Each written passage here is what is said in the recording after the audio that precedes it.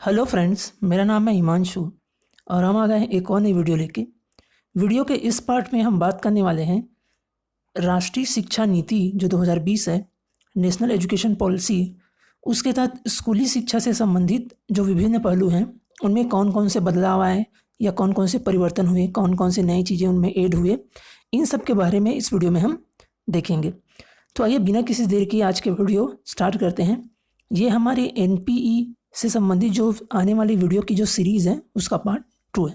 तो आइए बिना किसी देर के आज का वीडियो हम स्टार्ट करते हैं। तो जैसा कि आप देख पा रहे हैं, इसमें कहा गया है कि स्कूली शिक्षा के सभी स्तर पर सबकी एक समान पहुंच सुनिश्चित करना, एक ऐसा एटमॉस्फेयर निर्माण करना जिसमें कि सभी बच्चे स्कूल तक पहुंच सके, जिसे हम सामान्य शब्दों में यूनिवर्सल एसेस कहते हैं एजुकेशन की टर्म में। फिर इसमें कहा गया है कि एनपी 2020 स्कूली शिक्षा के सभी स्तरों, प्री स्कूल से लेकर माध्यमिक स्तर तक सबके लिए एक समान पहुंच सुनिश्चित करने पर जोर देती है। मतलब इसका मेन फोकस ये है कि प्रारंभिक प्री स्कूल से लेकर जो माध्यमिक स्तर तक सभी बच्चे सरलता से पहुंच सके। स्कूल छोड़ चुके बच्चों को फिर से मुख्य धारा में शामिल करने के लिए स्कूल के बुनियादी ढांचे का विकास और नवीन शिक्षा केंद्र की स्थापना की जाएगी। इसके तहत कहा गया कि जो बच्चे अभी तक स्कूल नहीं पहुंच पाए हैं या किसी कारण से वो स्कूल न जाने के कारण मुख्य धारा से अलग हो गए, उनके लिए जो बुनियादी ढांचा का विकास करने के लिए नए स्कूल या शिक्षा केंद्र भी की स्थापना की जाएगी। फिर कहा गया कि इन नई शिक्षा नीति में छात्रों और उनके सीखने के स्तर पर नजर रखने, औपचारिक और गैर औपचारिक शिक्षा सहित बच्चों की पढ़ाई के लिए बहुस्तरीय सुविधाएं उपलब्ध कराने, परामर्शदाताओं या प्रशिक्षित सामाजिक कार्यकर्ताओं को स्कूल के साथ जोड़ने, कक्षा 3, 5 और 8 के लिए एनआईओएस और राज्य ओपन स्कूल के माध्यम से जो ओपन लर्निंग है, कक्षा 10 और 12 के समकक्ष माध्यमिक शिक्षा कार्यक्रम, व्यावसायिक पाठ्यक्रम, वयस्क साक्षरता और जीवन संवर्धन कार्यक्रम जैसे कुछ प्रमुख प्रस्तावित उपाय हैं। इसके तहत कहा गया है कि मुख्य रूप से जो प्री स्कूल से लेकर जो कि माध्यमिक स्तर तक एक ऐसा एटमॉस्फेयर बनाना कि सभी बच्चों के लिए एक यूनिवर्सल एक्सेस हो सके, आसानी से वो पहुंच सके। फिर इंफ्रास्ट्रक्चर सपोर्ट और जो एक इनोवेटिव एजुकेशनल सेंटर का निर्माण करना जहां पर वो बच्चे शिक्षा प्राप्त ग्रहण कर पाएँ। और इसके साथ ही साथ बच्चे जब स्कूल जाते हैं तो उस दौरान जो काउंसलर हैं या अन्य जो ट्रेन पर्सन हैं हमारे समाज के, जैसे कि ट्रेन सोशल वर्कर हैं, उनकी स्कूल के साथ एक संबद्धता सुनिश्चित करना। और इसके साथ कहा गया है कि जो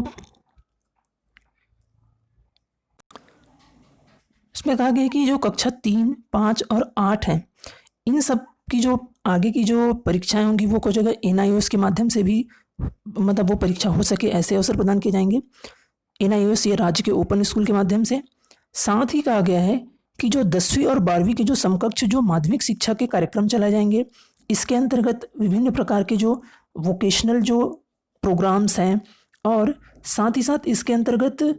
बहुत सारे जो लाइफ एनरिचमेंट प्रोग्राम हैं, एडल्ट लिटरेसी है, ऐसे कुछ प्रोग्राम्स यहाँ पर आगे करने संबंधी प्रस्ताव यहाँ पर रखा गया है। फिर कहा गया कि एनपी 2020 के तहत स्कूल से दूर रह रहे लगभग 2 करोड़ बच्चों को मुख्य धारा से जोड़ा जाएगा, उनको वापस आने का प्रयास किया जाएगा।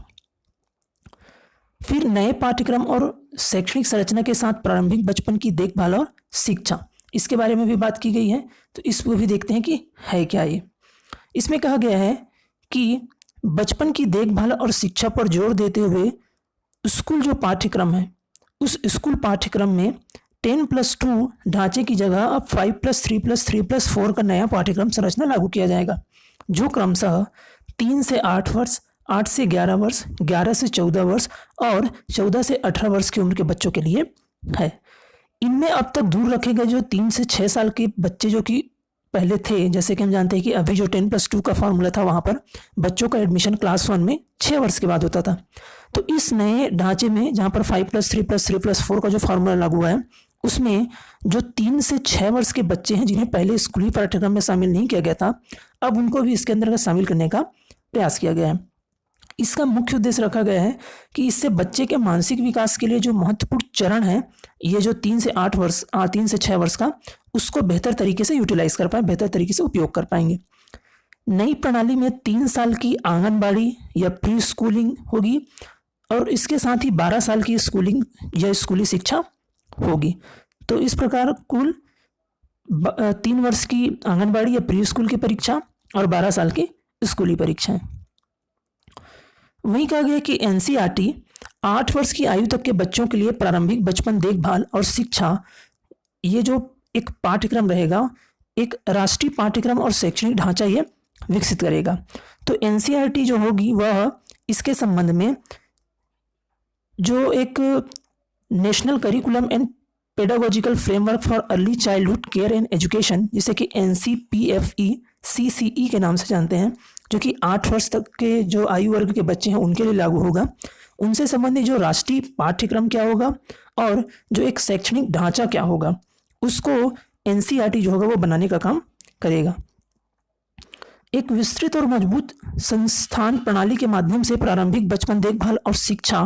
मुहैया कराई जाएगी। तो इसके लिए स्कूल्स भी खोले जाएंगे ताकि बेहतर तरीके से इस कार्य का क्रियान्वयन किया जा सके। इनमें आंगनबाड़ी और प्री स्कूल भी शामिल होंगे, जिसमें ECCE शिक्षा शास्त्र और पाठ्यक्रम में प्रशिक्षित शिक्षक और आंगनबाड़ी कार्यकर्ता शामिल होंगे। तो जो आंगनबाड़ी और प्री स्कूल ओपन होगी वहाँ पे जो नियुक्ति किनकी होगी, तो जो नियुक्त होगा उनको वो क्या होंगे, early childhood care and education pedagogy, और जो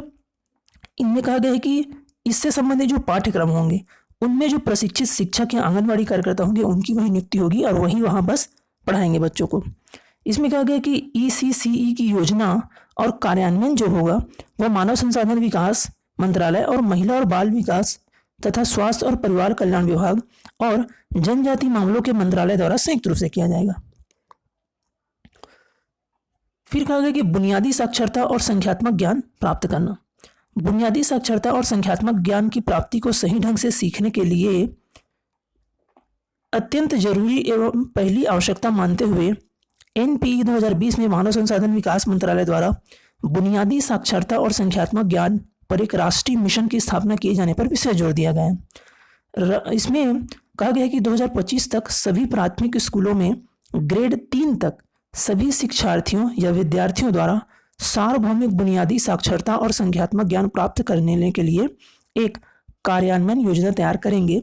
एक राष्ट्रीय पुस्तक संवर्धन नीति तैयार की जानी है। इसमें कहा गया कि इसमें जो एक और मुख्य उद्देश्य है कि जो बुनियादी साक्षरता है, मतलब एक बुनियादी साक्षरता एक निश्चित स्तर की जो साक्षरता जो होती है वो एक निश्चित आयु के बाद बच्चों में आनी चाहिए। साथ ही संख्यात्मक ज्ञान जो है, इन दोनों चीज़ों पर फोकस किया जाएगा कि बच्चे केवल स्कूल जाए ये जरूरी नहीं है, बल्कि स्कूल जाने के दौरान वो उन बुनियादी साक्षरता कौशल और जो संख्यात्मक ज्ञान है उसे प्राप्त कर पा रहे हैं नहीं, इनकी भी मॉनिटरिंग जो होगी वो एक गवर्नमेंट बॉडी बनाएगी जिसका नाम है राष्ट्रीय मिशन की स्थापना करेगी, और इस राष्ट्रीय मिशन के माध्यम से वो इसको मॉनिटरिंग करेगी कि प्रॉपर तरीके से इस बुनियादी साक्षरता और संख्यात्मक ज्ञान का बच्चों में विकास हो रहा है कि नहीं, और इसके लिए एक राष्ट्रीय पुस्तक संवर्धन नीति भी तैयार की जाएगी। फिर कहा गया कि स्कूल के पाठ्यक्रम और अध्यापन कला में सुधार कैसा होगा। तो स्कूल के पाठ्यक्रम और अध्यापन कला का जो लक्ष्य होगा यह होगा कि जो 21वीं सदी के जो प्रमुख कौशल हैं, जैसे वो प्रमुख जो कौशल हैं वह बहुत सारी जो व्यावहारिक जानकारियां हैं उनसे विद्यार्थियों को लैस करके उनका समग्र विकास किया जाए, और आवश्यक ज्ञान प्राप्ति एवं अपरिहार्य चिंतन को बढ़ाने व अनुभवात्मक शिक्षण पर अधिक फोकस करने के लिए पाठ्यक्रम को कम किया जाए। तो यहाँ पर बात की गई है कि स्कूल का पाठ्यक्रम ऐसे होगा जो बच्चों को एक्सपीरियंस के बेस पे लर्निंग, अर्थात जिसे हम लर्निंग बाय डूइंग कहते हैं या लर्निंग बाय एक्सपीरियंस कहते हैं, उस पर जोर देगा। साथ ही साथ जो भी ज्ञान वो आवश्यक ज्ञान है जो प्राप्त करना चाहते हैं, चाहे वो करिकुलम में हो या ना हो, उसे वो प्राप्त कर पाएंगे। साथ ही यहाँ पर एक महत्वपूर्ण बात यही कही गई है कि बच्चों को व्यवहारिक जो जानकारियाँ या व्यवहारिक ज्ञान जो बच्चों के लिए आवश्यक होगा उनको भी प्रदान करने की जो कोशिश होगी वो इस पाठ्यक्रम के माध्यम से की जाएगी। फिर कहा गया कि विद्यार्थियों को पसंदीदा विषय चुनने के लिए कई विकल्प दिए जाएंगे। कला एवं विज्ञान के बीच, पाठ्यक्रम व पाठ्येतर गतिविधियों के बीच और व्यावसायिक एवं शैक्षणिक विषयों के बीच सतत रूप से कोई भिन्नता नहीं होगी। इसमें कहा गया कि जो पहले जो विषय के जो अलग अलग समूह थे उनमें अब और वृद्धि हो जाएगी, और उसमें जो सरलता हो जाएगी कि बच्चे चाहें तो ये विषय ना लेके कोई दूसरा विषय ले ले। साथ ही जो करिकुलर और को करिकुलर एक्टिविटीज़ जो रहेंगी उसमें आपस में कोऑर्डिनेशन रहेगी और किसी भी प्रकार की जो भिन्नता रहेगी वो नहीं रहेगी। फिर कहा गया कि स्कूल में छठे ग्रेड से ही व्यावसायिक शिक्षा शुरू हो जाएगी और इसमें इंटर्नशिप शामिल होगी। तो जो वोकेशनल एजुकेशन होगा वह छः से ही शुरू हो जाएगी और इसमें जो इंटर्नशिप संबंधी जो प्रोग्राम होगा वो भी चलेगा। फिर इसमें कहा गया है एक नई व्यापक स्कूली शिक्षा के लिए राष्ट्रीय पाठ्यचर्या रूपरेखा NCAFE 2020-21 NCERT द्वारा विकसित की जाएगी। इनमें कहा गया है कि जो national curriculum framework for school education, जिसे हम NCFSE के नाम से जानते हैं, तो इसकी जो एक रचना जो है वह NCERT करेगी, NCFSE 2020-21। तो इसकी जो मुख्य रूप से इनकी जो रूपरेखा जब NCERT तैयार करेगी तो उसका मुख्य उद्देश्य रहेगा कि जो करिकुलम का जो फ्रेमवर्क हो वो 21वीं सदी में जो स्किल्स बच्चे में होनी चाहिए उनको ध्यान में रखकर वो बनाएंगे। साथ ही कहा गया कि बहुभाषावाद और भाषा की ताकत, इसमें संबंध में कौन कौन से तथ्य हैं आइए देखते हैं। तो इसमें कहा गया है कि इस नीति में कम से कम ग्रेड 5 तक, अच्छा हो कि ग्रेड 8 तक और उससे आगे भी मातृभाषा, स्थानीय भाषा या क्षेत्रीय भाषा को ही शिक्षा का माध्यम रखने पर विशेष जोर दिया गया है। तो इसमें कहा गया है कि या तो वो कक्षा 5 तक या कक्षा 8 तक मातृभाषा या जो स्थानीय भाषा या जो क्षेत्रीय भाषा है उसमें शिक्षा प्रदान करने पर विशेष जोर दिया जाएगा। साथ ही कहा गया कि विद्यार्थियों को स्कूल के सभी स्तरों और उच्च शिक्षा में संस्कृत को एक विकल्प के रूप में चुनने का अवसर दिया जाएगा। जैसे अभी हमारे पास केवल स्कूल एजुकेशन में ही संस्कृत हमको मिलता है ऑप्शन के रूप में, नहीं तो हिंदी और इंग्लिश भी चयन करना पड़ता है। तो आप कह रहे हैं कि उच्च शिक्षा में भी यदि आप संस्कृत लेने के इच्छुक हैं तो एक सब्जेक्ट के विकल्प के रूप में आप एक संस्कृत ले सकते हैं। त्रिभाषाई फार्मूले में भी यह विकल्प शामिल होगा जो संस्कृत यदि हम लेना चाहें तो।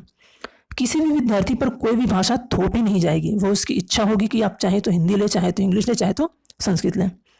भाषा की अन्य प्रारंभिक भाषाएं और साहित्य भी विकल्प के रूप में उपलब्ध होंगी।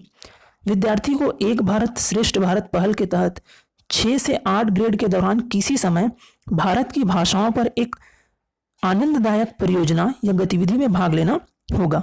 कक्षा 6वीं से 8वीं तक एक भारत की भाषाएं नामक एक पहल होगी, एक ऑर्गेनाइज करेंगे कोई भी प्रोग्राम जो कि एक परियोजना या गतिविधि की तरह होगी,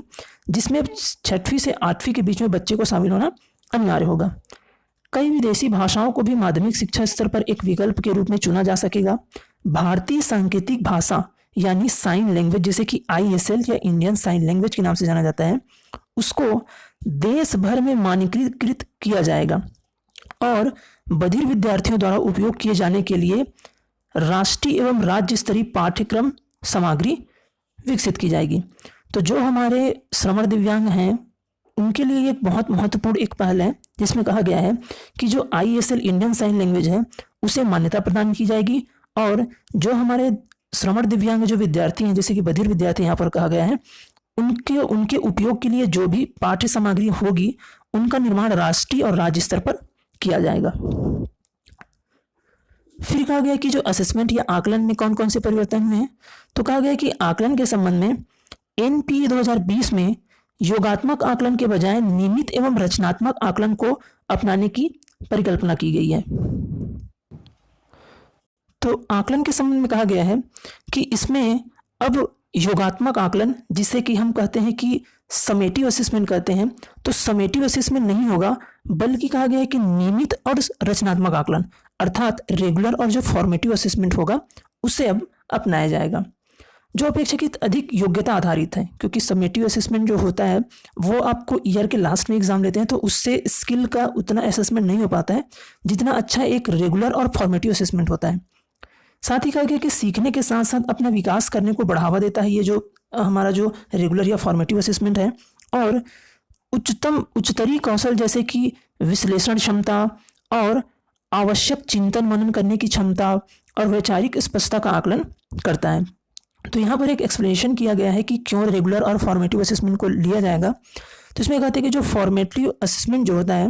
वो बेसिकली एक प्रकार के कॉम्पिटेंसी बेस्ड है। इसके अलावा ये लर्निंग एंड डेवलपमेंट को प्रमोट करता है। हायर ऑर्डर जो स्किल होती है उसको आसानी से हम इससे टेस्ट कर पाते हैं। साथ ही बच्चे की जो एनालिसिस, क्रिटिकल थिंकिंग और कॉन्सेप्चुअल जो क्लियरिटी होती है उनको हम आसानी से इससे ज्ञात कर पाते हैं या उनका अवलोकन कर पाते हैं, जिसके लिए कहा गया कि ये जो रेगुलर और जो फॉर्मेटिव असेसमेंट है काफ़ी बेहतर है बनस्पत समेटिव असेसमेंट के। फिर इसमें कहा गया है कि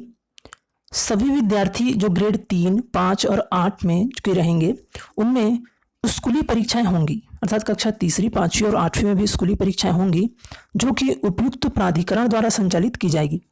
ग्रेड 10 और 12 के लिए बोर्ड परीक्षाएं जारी रखी जाएंगी। तो अभी जो एक बहुत ही ऐसी न्यूज़ उड़ रही थी यूट्यूब में कि 10वीं 12वीं में बोर्ड नहीं होगा, बिल्कुल गलत है। यहाँ पर साफ लिखा है कि ग्रेड 10 और 12 के लिए बोर्ड परीक्षाएं रखी जाएंगी। फिर इसमें कहा गया है कि लेकिन समग्र विकास करने के लक्ष्य को ध्यान में रखते हुए इनमें एक नया स्वरूप दिया जाएगा। नया स्वरूप ऐसा होगा कि एक नया राष्ट्रीय आकलन केंद्र, जिसे कि परख नाम दिया गया है, जिसके तहत कहा गया है कि इनका जो नाम होगा वह performance assessment review and analysis of knowledge for holistic development होगा, जिसे कहा गया है कि समग्र विकास के लिए कार्य प्रदर्शन, आकलन, समीक्षा और ज्ञान का विश्लेषण एक मानक निर्धारक निकाय के रूप में स्थापित किया जाएगा। तो जैसे कि आपने देखा यहाँ पर साफ साफ कहा गया है कि ग्रेड 10 और 12 में बोर्ड की परीक्षाएं जारी रखेंगी, लेकिन उसमें थोड़ा सा परिवर्तन करते हुए उनके लिए एक नेशनल असेसमेंट सेंटर की स्थापना की जाएगी, जिसका नाम होगा performance assessment review and analysis of knowledge for holistic development, संक्षेप में जिसे कि हम परख उसका नाम दिया गया है। यह क्या करेगा, एक मानक निर्धारित करेगा जिसके अनुसार 10वीं और 12वीं के जो एग्जाम होंगे वो होंगे और सभी जगह एक समान रहेगा ये पैटर्न। अब आइए देखते हैं कि समान और समावेशी शिक्षा के संबंध में क्या तथ्य इसमें जोड़े गए हैं या इनके बारे में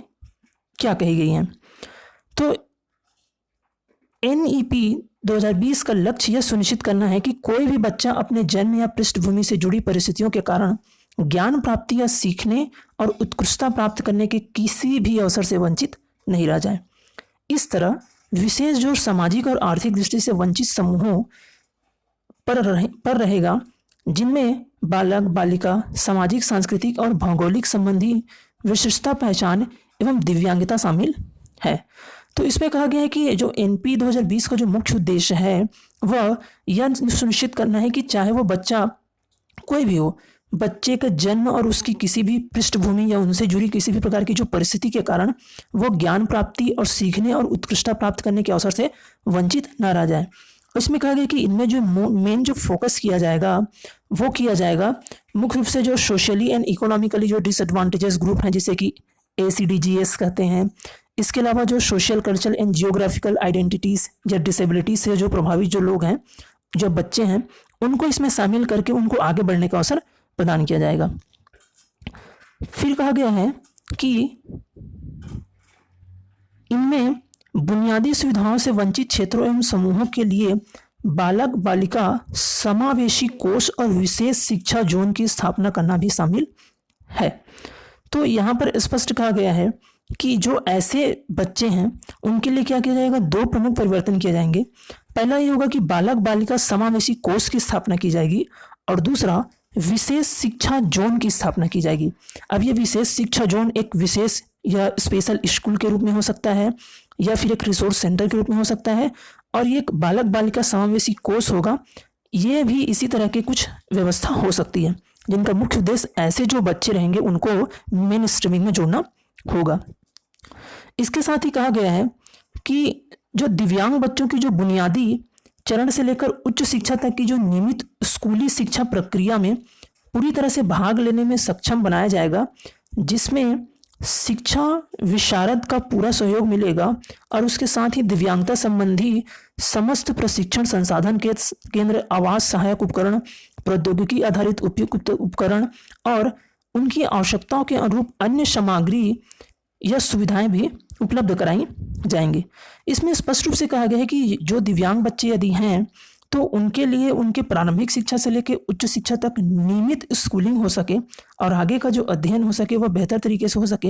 इसके लिए जितने भी शैक्षिक या सह शैक्षिक जितने भी प्रकार के संसाधन, चाहे वो प्रशिक्षण के लिए हो, आवास के लिए सहायक उपकरण हो या टेक्नोलॉजी से जुड़े हुए अन्य जो उपकरण हैं जो उनको आवश्यकता होती है अपने दैनिक जीवन के लिए या अपनी अध्ययन अध्यापन के दौरान, उनको प्रदान किया जाएगा।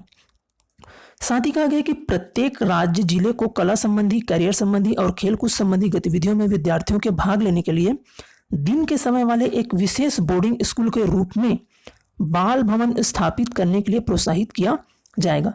साथ ही कहा जा रहा है कि प्रत्येक राज्य या जिले को आर्ट से संबंधित या करियर से संबंधित या स्पोर्ट्स से संबंधित या जो अन्य जो गतिविधि हैं उनमें ये जो बच्चे हैं जो कि सोशल या इकोनॉमिकली बैकवर्ड हैं या डिसेबिलिटी से ग्रसित हैं या जियोग्राफिकल आइडेंटिटी से प्रभावित हैं, किसी प्रकार के सोशल या कल्चरल जो डिसएडवांटेजेस हैं उनके कारण वो मेन स्ट्रीमिंग से बाहर हो गए हैं, तो इनके लिए क्या किया जाएगा, एक बाल भवन की स्थापना की जाएगी जिनका मुख्य उद्देश्य होगा कि ऐसे बच्चों को उनकी आर्ट्स स्किल को, उनके आगे चल के उनके जो रोजगार संबंधी प्रशिक्षण, यदि वो खेलकूद में आगे जाना चाहते हैं तो उनसे संबंधित प्रशिक्षण उनको दिया जाएगा।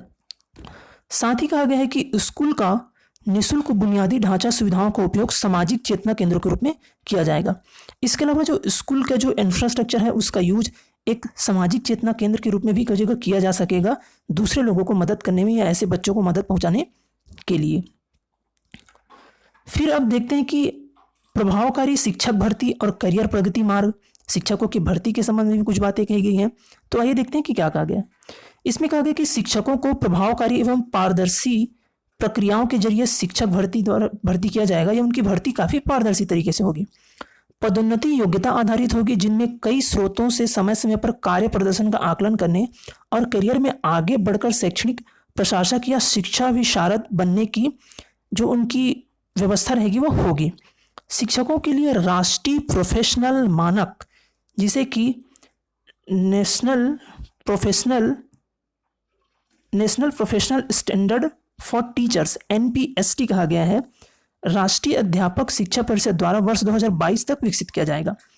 जिसके लिए NCERT SCERT शिक्षकों और सभी स्रोतों एवं क्षेत्रों के विशेषज्ञ संगठन साथ में एक परामर्श करेंगे। तो इसके तहत कहा गया कि शिक्षकों की नियुक्ति के लिए एक राष्ट्रीय प्रोफेशनल मानक निर्धारित किया जाएगा। उस मानक को पास करने या उसे क्लियर करने के बाद ही कोई भी व्यक्ति शिक्षक बन पाएंगे, जिसको नाम दिया गया है NPST national professional standard for teachers. तो अभी जैसे कि हम देखते हैं कि अभी हमारे लिए शिक्षकों के लिए CTET या टेट की अनिवार्यता है, तो यहाँ पर एक और अनिवार्यता रहेगी, वो रहेगी national professional standards for teacher जिसे कि NPST कहेंगे। और इससे संबंधित जो मसौदा या इससे संबंधित जो करिकुलम या आगे की जो योजना है वह NCERT और SCERT द्वारा 2022 तक तैयार किया जाएगा। फिर आइए देखते हैं कि स्कूल प्रशासन के संबंध में भी कुछ बातें इसमें कही गई हैं। इसमें कहा गया कि स्कूल को परिसरों या क्लस्टरों में व्यवस्थित किया जा सकता है जो प्रशासन की मूल इकाई होगा और बुनियादी ढांचागत सुविधाएं, शैक्षणिक पुस्तकालयों और एक प्रभावकारी प्रोफेशनल शिक्षक समुदाय सहित सभी संसाधनों को उपलब्धता सुनिश्चित करेगा। तो स्कूल में कहा गया कि स्कूल के जो प्रबंधन है, जो स्कूल के जो एडमिनिस्ट्रेशन है, उन्हें ये निर्धारित करना होगा कि स्कूल के परिसर में पुस्तकालय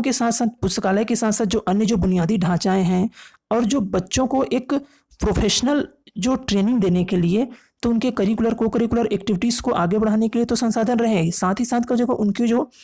उनको वोकेशनल ट्रेनिंग प्रदान करने के लिए भी ऐसे इंफ्रास्ट्रक्चर बनाने आवश्यक हैं, जिसके अंतर्गत कहा गया कि एकेडमिक इंफ्रास्ट्रक्चर, एकेडमिक लाइब्रेरीज और जो स्ट्रांग प्रोफेशनल टीचर्स कम्युनिटी हैं उन इंफ्रास्ट्रक्चर का यूज़ करके बच्चों को सिखा सके, ऐसी एक इंफ्रास्ट्रक्चर बनाना आवश्यक होगा। साथ ही स्कूली शिक्षा के लिए जो मानक निर्धारित किए गए हैं तो उनको देखते हैं। स्कूली शिक्षा के लिए मानक निर्धारण एवं प्रत्यायन, इसमें इसे कहा जाता है standard setting and acceleration of a school education. Standard setting and accreditation for school education, इसमें कहा गया है स्कूली शिक्षा के लिए मानक निर्धारण एवं प्रत्यायन NPE 2020 नीति निर्माण, विनियमन, प्रचालनों तथा अकादमिक मामलों के लिए एक स्पष्ट पृथक प्रणाली की परिकल्पना करती है। राज्य केंद्र शासित प्रदेश स्वतंत्र स्टेट स्कूल स्टैंडर्ड अथॉरिटी जिसे कि SSSA state school standard authority कहते हैं, उनका गठन करेगी। तो इसके तहत क्या क्या होगा, तो पहली चीज ये होगी कि इसमें एक पॉलिसी मेकिंग सिस्टम जो रहेगी उसमें मुख्य रूप से क्या होगा कि स्टेट या यूनियन टेरिटरीज में एक स्टेट स्कूल स्टैंडर्ड अथॉरिटी का गठन होगा। साथ ही साथ का जो इनमें जो अकादमिक मामलों के लिए एक पृथक प्रणाली की कल्पना की जाएगी, पृथक प्रणाली निर्मित की जाएगी। साथ ही कहा गया कि सभी मूलभूत नियामकी सूचना का पारदर्शी, सार्वजनिक, स्वप्रकटन जैसा कि SSA द्वारा वर्णित है, जो कि SSSA है, जिसे कि हमने स्टेट स्कूल स्टैंडर्ड अथॉरिटी के अंतर्गत देखा था, उनका उपयोग व्यापक रूप से सार्वजनिक निगरानी जवाबदेही के लिए किया जाएगा। साथ ही कहा गया है कि SCERT सभी हितधारकों के परामर्शन के जरिए एक स्कूल गुणवत्ता आकलन एवं प्रत्यायन संरचना का विकास करेगा। इसमें पहली चीज तो हमने देख ली कि एनपी के तहत कहा गया था कि जो स्कूली शिक्षा के लिए जो मानक निर्धारण करेंगे उसमें एक स्टेट स्कूल स्टैंडर्ड अथॉरिटी का गठन होगा, जो कि स्कूल की मॉनिटरिंग करेंगे कि सभी तरीके के जो इंफ्रास्ट्रक्चर है सही है कि नहीं, सारी तरीके से कार्य कर रहे हैं सही तरीके से कि नहीं। साथ ही कहा गया है कि SCERT जो रहेगा वो एक school quality assessment and accreditation framework, जिसे कि SQAF के नाम से जाना जाएगा, उसकी जो निर्माण करेगा। और ये जो निर्माण करेगा वो जितने भी हितधारक हैं, वो स्कूल से एडमिनिस्ट्रेशन है या उनसे जुड़े हुए बच्चे के पेरेंट्स हैं, उन सबको मिलाकर ये बनाएगा। और उनका मुख्य उद्देश्य रहेगा प्रॉपर तरीके से इन सभी की मॉनिटरिंग करना।